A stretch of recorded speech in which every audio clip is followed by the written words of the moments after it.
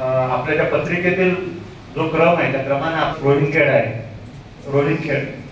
रोहिणखेड हा जामनेर तुमच्या गावापासून फार जवळ आहे आणि तुम्हाला जाणवत असेल की माझ्या बोलण्यातील अनेक शब्द, बोलण्याचे काही लकबी, काही रूप आपली खूप मिळती जुळती आहेत.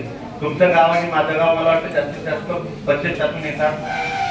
पदवीधर शिक्षक आहेत ते आणि वाघुरूचं पाणी गावाकडल्या कविता, माझ्या गावाला जाऊ, पाऊस पिसारा असे त्यांचे कविता संग्रह प्रकाशित झालेले आहेत आणि त्यात या सगळ्या कविता संग्रहाचं नवरोत्तर कवितेमध्ये खूप एक नाव घेतलं जातं. त्यानंतर त्यांची सर्वात गाजलेली कादंबरी म्हणजे पाडा. सर, जळगाव आकाशवाणीवरून रोज सकाळी लवकर उठून, म्हणजे फक्त ते पाडा ऐकण्यासाठी मी लवकर उठायचो.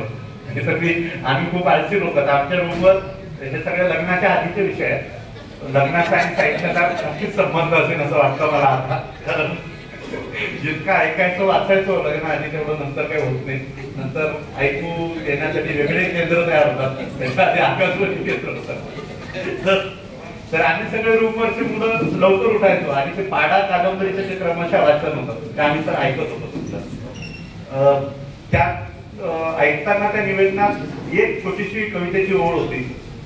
तो सगळा केळीचा प्रदेश आहे, त्यानंतर आपले शेती आणि शेतमजुरी करणारे मजूर आहेत, त्यांचं सगळं आयुष्य त्या कार्यक्रमातून आम्हाला ऐकायला वाचायला मिळालं.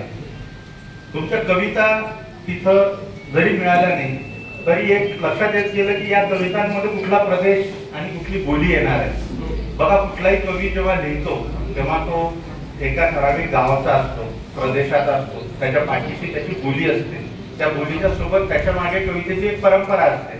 मी जे सरांना सांगितलं की तुमच्या गावापासून माझं गाव खूप जवळ आहे, त्याचं कारण आहे सर की आपण एका परंपरेच्या फार जवळच्या, म्हणजे गावापासून अत्यंत जवळ राहणारे लोक आहोत. आणि हे अंतर फक्त भौगोलिक स्वरूपाचं नसते, ते सांस्कृतिक स्वरूपातही सुद्धा असतं.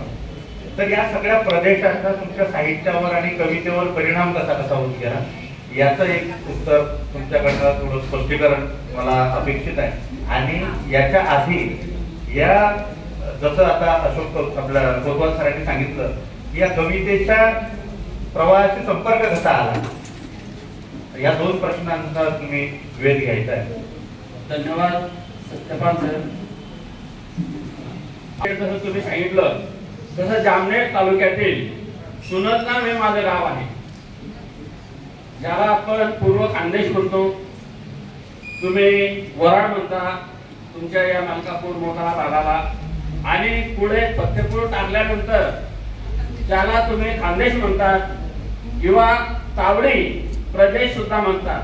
हा तावडी शब्द तुम्ही ऐकलेला असेल. आणि मग तावडी पट्ट्यातली सूर नको रे बाबा, किंवा तिथं बोलली जायची नको, असा सुद्धा एक सूर पूर्वापार पासून आहे. तर तो सूर काय आहे, तर त्याचं असं वैशिष्ट्य आहे की तावडी म्हणजे तपाळ, खडका, दुष्काळ सदृश्य प्रदेश, कायमस्वरूपी तिथे दुष्काळ राहिलेला आहे, शेती पिकलेली नाही आणि मोलमजुरी करणारा सगळा समाज, म्हणजे अल्पभूधारक आणि कोरडवाहू शेती असलेला हा जो प्रदेश. आणि अशा एका शेतमजूर कुटुंबातून मिळाले. माझे आई वडील गाव गाड्यातले गाव कामगार होते, दोघेही मजुरीने जायचे.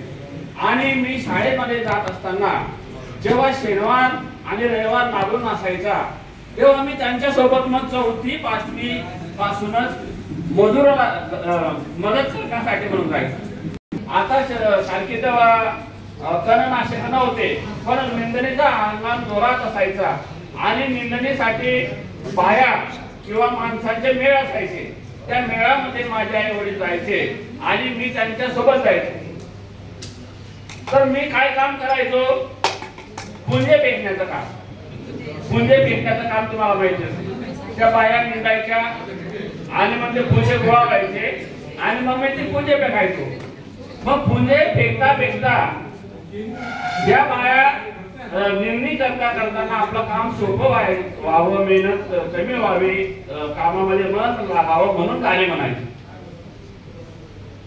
आली आली आगीन गाडी आली कुसाच्या फेऱ्यानं, साहेबाच्या पोऱ्यानं बटन दाबलं जोरानं व बाई, अशा गाण्या म्हणायच्या. भेंडे आणून त्यांच्या एकीचे झाले की दुसरीचं झाले तिसरं म्हणावं ननदबाई, म्हणावं येईन बाई, म्हणावं ताई, म्हणावं बाई, ते केसरचं नातं लागायचं आणि म्हणायचं. आणि मग मी ते माझं शाळेतलं वातावरण आणि ते पूजे भेटणं आणि ही कविता म्हणजे कवितेची माझी व्यक्तित्व झाली शेताच्या बांधावर त्या आयांच्या तोडून म्हटल्या जाणाऱ्या त्या लोकगीतांतून. आणि मी म्हटलं अरे वा किती छान म्हणताय. आणि मग मी शाळेत गेलो सोमवारी किंवा मला तिथं वेगळी कविता भेटायची, तिथं बालकवींची कविता भेटायची. श्रावण मासी आर्ष मानसी हिरवळ दाटे सोयीकडे, तिथे मानवरांची कविता भेटायची. आता सरांनी सांगितलं जोंधळाला चांदणे लगडून जावे. सत्यवान सर, मला शेतात बांधावर भेटलेली कविता वेगळी होती.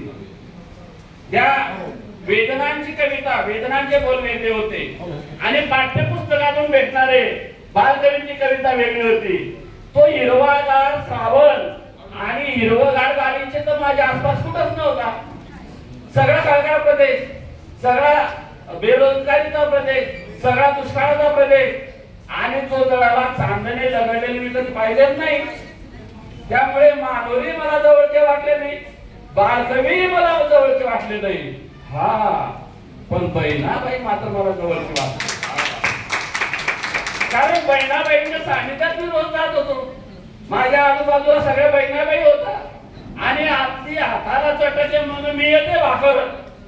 ते तत्वज्ञान बहिणाबाई सांगायची ते मला जवळचं वाटायचं. मग मी मनाशी ठरवलं मला पण व्हायचंय लेखक, मला पण व्हायचंय कवी, मला पण व्हायचंय कादंबरीकार, मला पण मांडायचंय. पण या साऱ्यांचं दुःख, या साऱ्यांच्या वेदना मला मांडायचं आहे. आणि म्हणून मी लेखनाकडे वळलो. खरं म्हणजे लेखन हा शब्द मी वापरेल कारण मी फक्त कवी नाहीये, तर माझ्या कादंबरीकार कथाकार म्हणून अधिक माझं लेखन आहे. पण कविता एका छोट्याशा कवितेच्या तुकड्याने सुद्धा मला महाराष्ट्राच्या घराघरात पोहोचवलेलं आहे. हिम्मत त्या थोडी नावाची एकच कविता माझी 6वीच्या वर्गाला होती आणि तिने 2 पिढ्या ती कविता ऐकवली किंवा शिकली. आणि धुळपेरी नावाची ही कविता आता 4थीच्या पाठ्यपुस्तकात आहे. तिने सुद्धा अधिराज्य संपूर्ण मराठी मनावर केलेलं आहे. आता हे अधिराज्य करण्याचं सामर्थ्य मला या कवितेने कसं दिलं तर मी प्रत्यक्ष अनुभवातून आलेली, अनुभवलेली आणि वेदनेतून आलेली शब्दकला कवितेतून मांडण्याचा प्रयत्न केला. पुस्तकी ज्ञानाकडे न वळता मी प्रत्यक्ष अनुभवातून आलेलं कवितेत मांडत गेलो आणि म्हणून त्या कवितेने मला मोठं केलं. त्या कवितेचं ऋण मी कायमच मान्य करतो.